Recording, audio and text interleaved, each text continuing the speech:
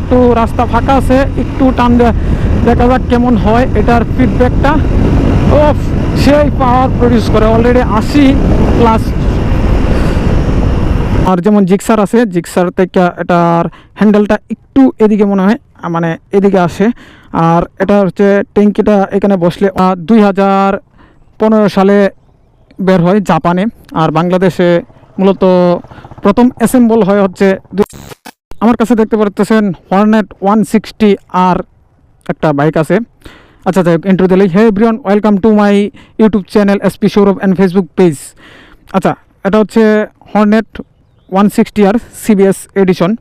এটা 2015 সালে বের হয় জাপানে, আর বাংলাদেশে মূলত প্রথম অ্যাসেম্বল হয় হচ্ছে 2018 সালে, যেটা বাংলাদেশে আসে।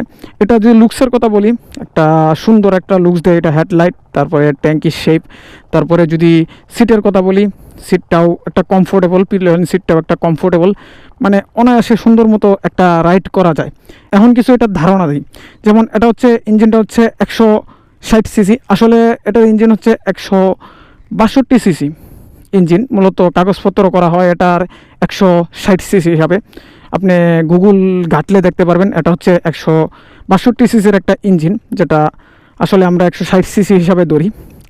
আর এটা যদি পাওয়ার কথা বলি, 14.9 বিএসপি পাওয়ার প্রডিউস করে, মানে 8500 আরপিএমে। আর যদি টর্কের কথা বলি তাহলে 14.5 নিউটন মিটার টর্ক প্রডিউস করে, যেটা 6500 আরপিএমে হিট করে। আর যদি সাসপেনশনের দিকে আসি, সামনে হচ্ছে টেলিস্কোপিক সাসপেনশন, পিছনে হচ্ছে মনোশক সাসপেনশন আর কি। আচ্ছা, কথা একটু উচ্চারণ ভুল হইতেছে, তার জন্য সরি। আর যদি ব্রেকিংয়ের কথা বলি, মানে এই সাসপেনশনে দেওয়ার কারণে ওটা মানে একটু ভালো ফিডব্যাক পাওয়া যায়, মানে ভালো খেলতে পারে সাসপেনশন। আর যদি ব্রেকের কথা বলি, সামনে হচ্ছে 276 মিলিমিটার ডিস্ক, আর পিছনে হচ্ছে ড্রাম ব্রেক। আর এটার টায়ারের কথা যদি বলি, সামনের টায়ার হচ্ছে 100/80 সেকশনের টায়ার, এখানে লেখা আছে সামনে 100/80 সেকশনের 17 টায়ার, আর পিছনে হচ্ছে 140/70 সেকশনের টায়ার। আর এটা যদি সিটিং পজিশন বলি, আচ্ছা সিটিং পজিশনটা বলতে গেলে ওটা গাড়িতে উইটা বলতে হবে। আর এটা স্কুলার লুকসতে অনেক ভালো লাগে এটা। আর এটার ওয়েটের কথা যদি বলি, ওয়েট হচ্ছে 138 কেজি ওজন। এটা ফুয়েল ট্যাঙ্ক ক্যাপাসিটি যদি বলি, এটা হচ্ছে ফুয়েল ট্যাঙ্ক ক্যাপাসিটি হচ্ছে 12 লিটারের। আর যদি এটার মাইলেজের কথা বলি, আমি যতটুকু দেখতে পারছি যে ওটা মাইলেজ, মানে যেহেতু এটা কার্বোরেশন, এটা অলরেডি মনে করেন যে 40-এর মতো পাওয়া যায়, যতটুকু বুঝতে পারতেছি, মানে যতটুকু ফিডব্যাক পাইছি। শুধু 40 মাইলেজ দেয়, হাইওয়েতে সিটিতে কতটুকু মাইলেজ দেয় এটা বলতে পারতেছি না। বাট এখন বাইকটা একটু রাইড করি, বাইকটা রাইড করলে বলতে পারবো যে এটার আরও সিটিং পজিশান কেমন, আরও এটার পারফরমেন্স কেমন। এটা পারফরমেন্স অনেক ভালো, কারণ যেহেতু পাওয়ার প্রডিউস সব দিক দিয়ে ঠিক আছে, একটা 160 সিসি একটা ইঞ্জিন, সেহেতু এটা পাওয়ারও ভালো, টর্কও ভালো। আচ্ছা চলেন বাইক রাইড করতে করতে কথা বলি। এটা যদি সিটিং পজিশনের কথা বলি, আমার যেমন জিক্সার আছে, জিক্সার থেকে এটার হ্যান্ডেলটা একটু এদিকে মনে হয়, মানে এদিকে আসে।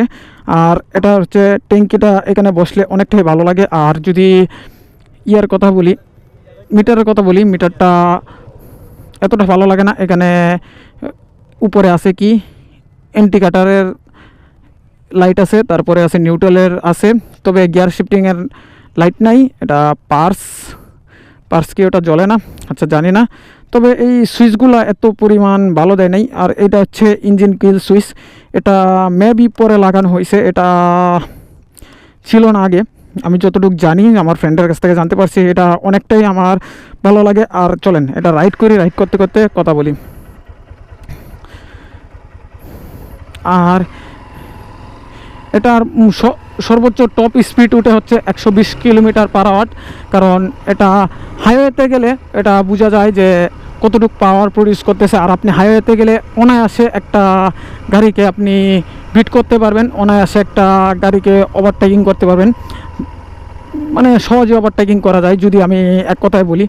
আর কিন্তু অন্য জিক্সারের থেকে মনে করেন যে এটার সামনে টেলিস্কোপিক যে সাসপেনশনটা আছে ওই সাসপেনশনটা মূলত একটু চিকন, মানে জিক্সার মনোটনে যে টেলিস্কোপিক সাসপেনশনটা দিছে সেটার থেকে অল্প একটু চিকন সাসপেনশনটা।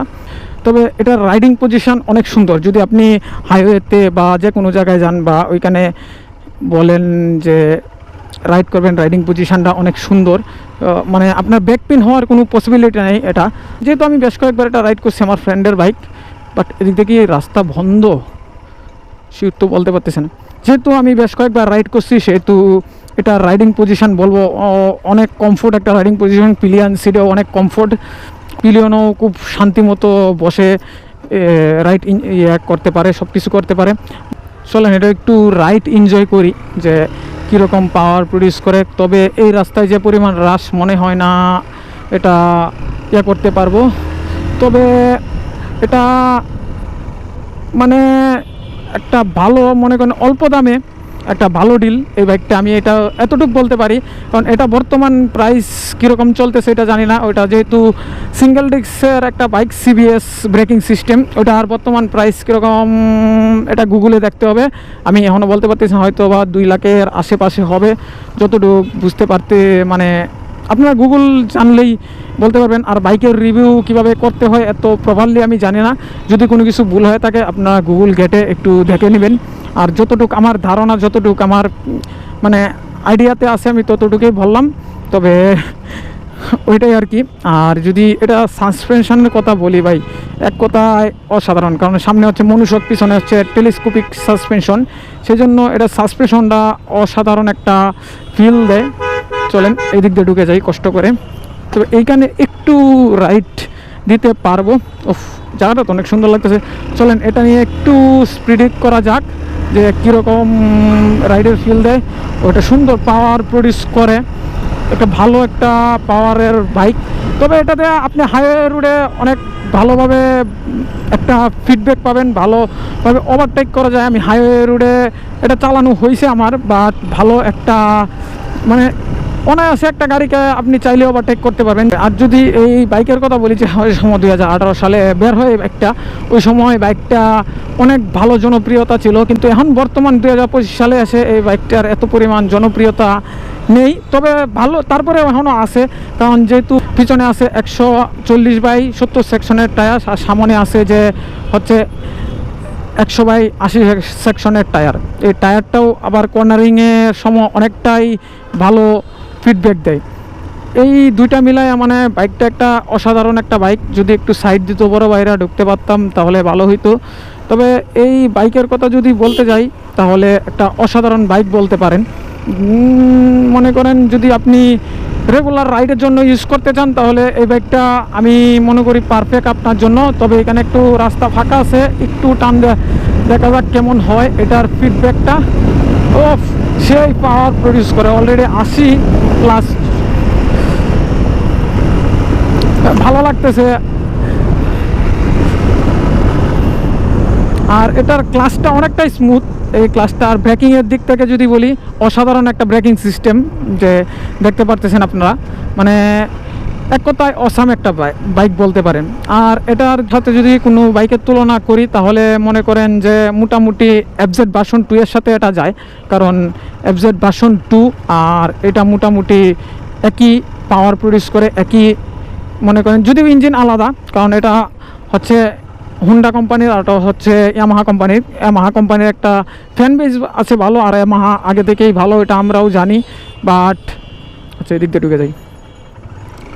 আমরা আগে থেকেই জানি ইয়ামাহা একটা ভালো কোম্পানি, ভালো ফ্যান বেস তৈরি করছে। তবে ইয়ামাহা যদি ইয়ামাহার যেমন এই যে ভার্সন 2 আছে, এই ভার্সন 2 যেমন মনে করেন ভালো একটা প্রডিউস করে, কারণ ওটা হচ্ছে একটা, এটার মধ্যে ABS ভার্সনও আছে, তারপর নন ABSও আছে, ডাবল ডিস্কেরও বাইক আছে। এটা হচ্ছে কার্বোরেটর বাইক, আর এটার FIও আছে। মানে নন ABS বাইকটা আমি রাইড করি নাই, আমি কার্বোরেটর বাইককে রাইড করছি। যেহেতু আমি কার্বোরেটর বাইককে রাইড করছি সেহেতু এটার ফিডব্যাক অনেক ভালো আমি বলতে পারবো। আর এটা নিয়ে আমি লংয়েও গেছি, কারণ আমার সাথে যে সময় আমার ফ্রেন্ডও গেছে, আমিও মাঝে মাঝে রাইড করছি, সেহেতু আমি এটার ধারণা কিছু বলতে পারি। আর ইঞ্জিনের কথা বলতে গেলে ভালো একটা পাওয়ার প্রডিউস করে ইঞ্জিন থেকে, অনেক মানে অনেক স্মুথ একটা ইঞ্জিন, অনেক স্মুথলি রাইড করা যায়। আর যদি এই গ্রিপের কথা বলি তাহলে অসাধারণ বলতে পারেন এক কথায়, একটা গ্রিপ মানে সেই ভালো লাগে। আর এটার একটু এদিকে আছে, সেই জন্য একটু মানে আমার জিক্সার থেকে এটাতে বসলে একটু আনইজি ফিল হয় প্রথম মানে অন্য বাইকে উঠলে সবারই এটা হবে, একটু আনইজি ফিল হবে, কারণ এক বাইক থেকে আরেক বাইকের সিটিং পজিশান এক থাকে না, সেই জন্য একটু আনইজি ফিল হইতেছে আর কি।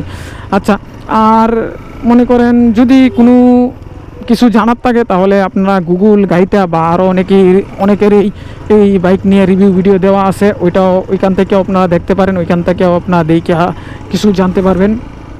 বাট আমার যতটুকু ধারণা ছিল আমি ততটুকু ধারণা থেকে আমি আমার রিভিউটা দিয়ে দিছি, তবে অতটুকুই। আচ্ছা, এই বাইকটার আজকের রাইড এতটুকুই, আর এটার ধারণা এতটুকুই। যদি নেক্সট টাইম আমি এটার ভালো খারাপ দিক নিয়ে একটা ভিডিও বানাবো, ওইটা যদি আর এটা যদি ভালো লাগে, এই রিভিউ যদি ভালো লাগে আপনার কমেন্ট বক্সে জানাবেন, তাহলে এরকম আরও রিভিউ দেওয়ার চেষ্টা করব নতুন নতুন বাইকের, মানে ইচ্ছা আছে। কারণ প্রথমেই সব কিছু ভালো হয়ে যাবে না, এটাও আমি জানি, আস্তে আস্তে সব কিছু ভালো হবে। তাছাড়াও অনেকেই আমার চেয়ে ভালো রিভিউ দিতে পারে, ওইটাও আমি জানি। আচ্ছা চলেন, আজকের বাইক রাইডটা এ পর্যন্তই।